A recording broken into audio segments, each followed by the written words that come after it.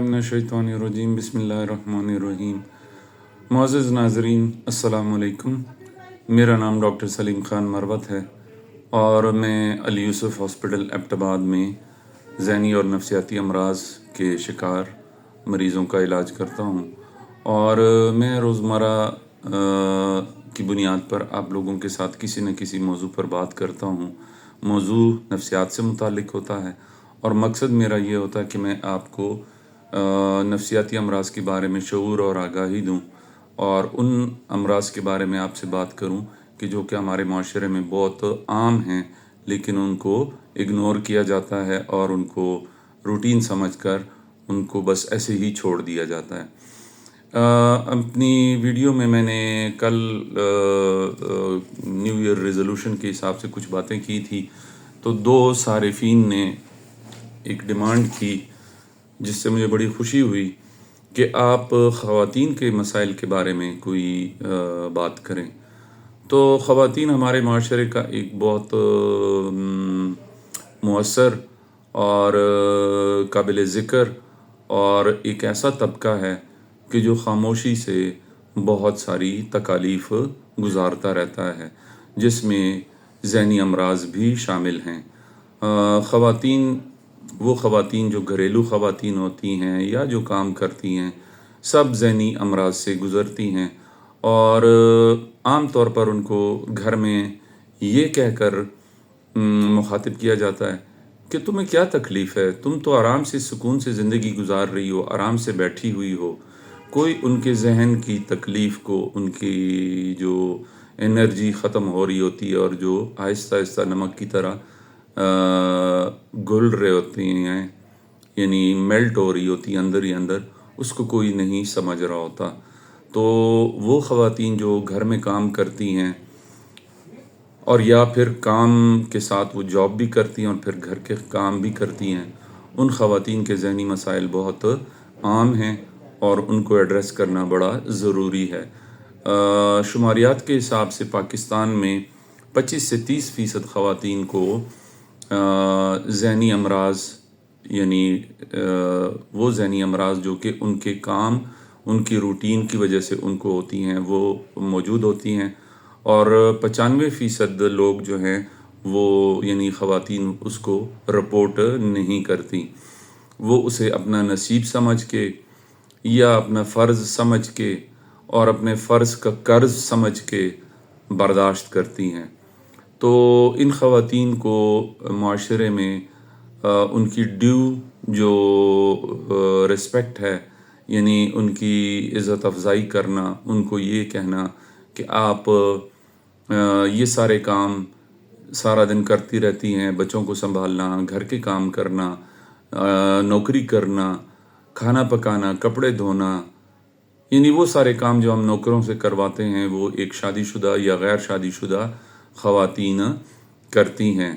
तो अलामात में मैं मुख्तसर इस पे बात करूँगा। अलामात में इन ख़वातीन में हर वक्त की थकावट की एक शिकायत होती है, लेकिन वो उसे काम की ज़्यादती या अपना फ़र्ज़ निभाने में जो उनको तकलीफ़ हो रही होती है उसे वो समझकर इग्नोर करती हैं। और जिस तरह मैंने कहा 95% ख़वातीन रिपोर्ट नहीं करती और इनकी तबीयत में चिड़चिड़ापन होता है, इनको गुस्सा आता है और अंग्रेज़ी में इसे एक लफ्ज़ इस्तेमाल करते हैं, बर्न आउट। वो जल चुकी होती हैं, जिस तरह एक इंजन चल चल के जल जाता है, तो बर्न आउट का शिकार होती हैं। उनको हर वक्त थकावट होती है, उनको जिस्म में दर्द होते हैं, उनको गुस्सा आता है और अगर उनसे बात की जाए और उनके दिल की बात सुनी जाए तो उनको डिप्रेशन होती है, उनको उदासी होती है, उनको ज़हनी दबाव और तनाव का मसला होता है और बहुत सियों को एंग्ज़ाइटी भी होती है। तो साइंटिफिकली अगर बात की जाए, साइंस की ज़बान में बात की जाए, साइकेट्री की ज़बान में बात की जाए, तो इसे हाई फंक्शनिंग डिप्रेशन कहते हैं, कि जिसमें लोग हाई फंक्शनिंग डिप्रेशन या डिस्थाइमिया कहते हैं। डिस्थाइमिया एक ऐसी डिप्रेशन की किस्म है जो मुस्तकिल आपके साथ चलती रहती है और हर वक्त होती है और थोड़ी थोड़ी मिक़दार में चलती रहती है اور ہائی فنکشننگ کا مطلب یہ ہے کہ چونکہ انہوں نے ایک کام کرنا ہے، گھر چلانا ہے، گھر گھرستی کرنی ہے، بچوں کو سنبھالنا ہے، کھانا پکانے ہیں، کپڑے دھونے ہیں، شوہر کے یا بہن بھائیوں کے رویے برداشت کرنے ہیں، اس کے ساتھ انہوں نے اپنی زندگی بھی گزارنی ہوتی ہے. تو اس ہائی فنکشننگ یعنی جتنا فنکشن ایک انسان کر سکتا ہے اس سے زیادہ ایک مطلب مثلا میں مثال دیتا ہوں، ایک 20 ہارس پاور کی مشین سے آپ 50 ہارس پاور کا کام لیتے ہیں تو وہ مشین آخر میں ٹھوس ہو جاتی ہے، ایگزاسٹ ہو جاتی ہے. تو ان کو ہائی فنکشننگ ڈپریشن یا ڈستھائمیا کی شکایت ہوتی ہے. اور جب ان سے ہم انٹرویو کرتے ہیں، یہ خواتین جب ہمارے پاس آتی ہیں تو ان میں ڈپریشن کی علامات ہوتی ہیں، انگزائٹی کی علامات ہوتی ہیں، تھکاوٹ، جسم میں درد، سر میں درد، نیند ڈسٹرب ہونا، بچوں والی مائیں راتوں کو سو نہیں پاتی، ان کے بچے کسی نہ کسی بات پر ان کو بار بار جگاتے ہیں، شوہر نے جلدی جانا ہوتا ہے، بچوں نے اسکول جانا ہوتا ہے، تو ان کی زندگی ایک گرداب کی شکل میں ایک جسے ورل پول کہتے ہیں اس میں گزر رہی ہوتی ہے. پھر ان خواتین کے اوپر ایک اور پریشر بھی ڈالا جاتا ہے کہ گھر کے بڑے بوڑھوں کو بھی ان کو سنبھالنا ہوتا ہے. مرد کام کے سلسلے میں نکل جاتے ہیں اور وہ گھر کی خواتین سے یہ توقع کرتے ہیں کہ وہ گھر گھرستی کے ساتھ ساتھ جو معمر افراد ہوتے ہیں، بوڑھے لوگ ہوتے ہیں، ان کو بھی سنبھالیں، ان کے کھانے پینے کا، ان کی بیماری کا، ان کی ادویات کا، ان کے باتھ روم کا، ان کے کپڑوں کا، ان کی ڈیلی روٹین کا بھی خیال رکھیں. تو یہ ہمارے معاشرے کا ایک بہت بڑا ایک خاموش المیہ ہے جس پہ بہت کم لوگ بات کرتے ہیں.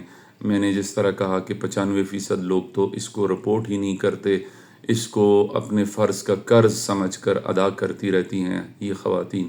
اور ان خواتین کو اور ان کی ہمت اور ان کی استقامت کو سلام ہے کہ وہ یہ سب کچھ برداشت کرتے ہوئے اپنے آپ کو ذہنی طور پر ٹھیک رکھنے کی بھی کوشش کرتی ہیں. یعنی انگریزی میں جسے کہتے ہیں کہ trying to be sane in insanity, کہ پاگل پن میں اپنے آپ کو صحیح الدماغ رکھنا. اب پاگل پن کا مطلب یہاں پہ یہ ہے کہ ایک انسان کی جتنی لمیٹیشنز ہوتی ہیں اسی لمیٹیشنز میں وہ کام کر سکتا ہے.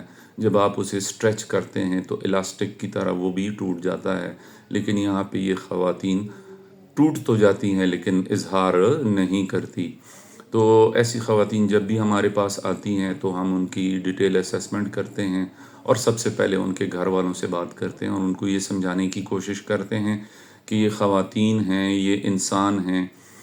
کیا ہوا کہ اگر ان کی جنس عورت ہے، یہ بھی احساسات رکھتی ہیں اور ان کو بھی تھکاوٹ ہوتی ہے اور ان کو بھی لیک آف انرجی ہوتی ہے، اور ان کی جو درد اور تھکاوٹ اور سستی اور غصہ یہ مستی کی وجہ سے نہیں ہوتا، یہ ایگزاسٹ ہونے کی وجہ سے ہوتا ہے. تو آپ اس بات کو سمجھیں. آپ ٹھیک ہے باہر کی دنیا میں دنیا کو فیس کرتے ہیں، لیکن یہ خواتین گھر میں آرام سے بیٹھ کے چسکے اور مزے نہیں لے رہی ہوتی، یہ بھی بہت زیادہ تکلیف سے گزر رہی ہوتی ہیں. تو فیملی تھیراپی بہت ضروری ہوتی ہے. اس کے ساتھ ہم ان خواتین کو ڈپریشن انگزائٹی کے حساب سے ادویات بھی تجویز کرتے ہیں اور کاؤنسلنگ بھی کرتے ہیں. کاؤنسلنگ میں سی بی ٹی اور ڈیفرنٹ قسم کی تھیراپیز ہوتی ہیں، اسپیسیفک تھیراپیز بھی ہیں جو ان خواتین کے ہائی فنکشننگ ڈپریشن کو ٹریٹ کرنے کے لیے ٹارگیٹڈ ہوتی ہیں. تو بطور معاشرہ ہمیں یہ سوچنا چاہیے کہ ہماری خواتین جو ہیں وہ ہمارے معاشرے کا ایک اہم حصہ ہیں. وہ بطور ماں، بطور بہن، بطور بیٹی، بطور بیوی جہاں تک ہو سکتا ہے اپنے فرائض سر انجام دیتی ہیں، اور ہمیں ان کی اس ہمت اور ریزیلینس جس کو کہتے ہیں کہ ٹوٹ کے نہ بکھر جانا، اس کی داد دینی چاہیے اور ان کا حوصلہ بڑھانا چاہیے، اور جہاں تک ہو سکے ان کی عزت افزائی کرنی چاہیے اور ان کو عزت دینی چاہیے. تو اگر آپ کے گھر میں یہ کچھ ہو رہا ہے تو برائے مہربانی آپ اس پہ توجہ دیں. اگر آپ کے ارد گرد کسی کے ساتھ یہ ہو رہا ہے تو اس پہ توجہ دیں. اور اگر آپ ان خواتین میں سے ہیں کہ جن کے ساتھ یہ کچھ ہو رہا ہے تو آپ آواز اٹھائیں.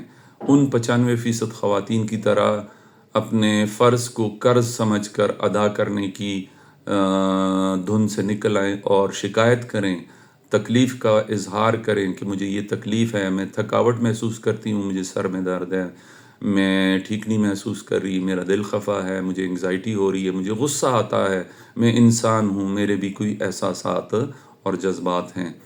تو جب تک آپ آواز نہیں اٹھائیں گی، کہتے ہیں کہ جب تک بچہ روتا نہیں ہے تو ماں بھی دودھ نہیں پلاتی۔ تو اگر آپ 95% خاموش خواتین میں رہ کے اپنی زندگی گزارتی ہیں تو آپ اپنی زندگی کے ساتھ، اپنی ذہنی صحت کے ساتھ اور اپنی جسمانی صحت کے ساتھ خود زیادتی کر رہی ہیں۔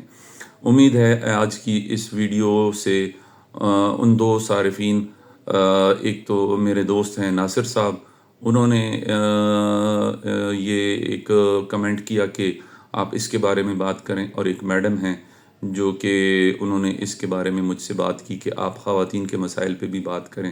خواتین کی بیماریاں تو بہت ساری ہیں، ذہنی بیماریاں، جینڈر اسپیسیفک سائیکیٹری نفسیات کی ایک برانچ ہے جس میں فیمیل سے ریلیٹڈ جتنے بھی سائیکولوجیکل پرابلمز ہوتے ہیں اس میں ان پہ بات کی جاتی ہے، اور میں نے میکسیمم ٹاپکس پہ بات کی ہوئی ہے۔ لیکن یہ جو میں نے ٹاپک آج جس پہ بات کی ہے، یہ ہر گھر کی کہانی ہے، لیکن اس کہانی پہ کوئی بات نہیں کرتا، اور ساسیں اور نندیں اور گھر کے مرد ان خواتین کو، مردوں میں بھائی بھی ہوتے ہیں، شوہر بھی ہوتے ہیں، باپ بھی ہوتے ہیں، ان خواتین کو کہتے ہیں کہ تمہیں مسئلہ کیا ہے؟ زندگی تو سکون سے گزر رہی ہے۔ تو زندگی تو آپ کی سکون سے گزر رہی ہے، جن پہ گزر رہی ہے ان کے دل سے پوچھیں کہ وہ کیا کہتے ہیں۔ ایک شعر جو ہے کہ